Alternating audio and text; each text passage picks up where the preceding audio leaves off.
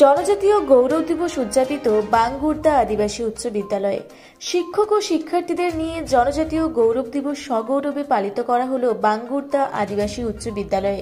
উল্লেখ্য যে ভারত সরকার স্বাধীনতা সংগ্রামী বিরসা মুন্ডার ১৫০তম জন্মবার্ষিকী উপলক্ষে ১৫ নভেম্বর ২০২৪ থেকে ১৫ নভেম্বর ২০২৫ পর্যন্ত জনজাতীয় গৌরব বর্ষ পালিত হবে বলে ঘোষণা দিয়েছেন।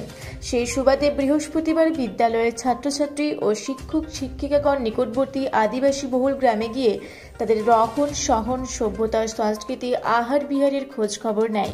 এই অনুষ্ঠানে বাণিজ্য শিক্ষিকা জ্যোতিতিজ্ঞা, রসায়ন বিজ্ঞান শিক্ষিকা সঙ্গীত মুর্মু, বাংলা সাহিত্যের শিক্ষিকা জ্যোৎস্না মাঝি, অর্থশাস্ত্র শিক্ষিকা তিলোত্তমা কুমারী, গণিত শিক্ষক চন্দন মণ্ডল প্রমুখরা উপস্থিত ছিলেন।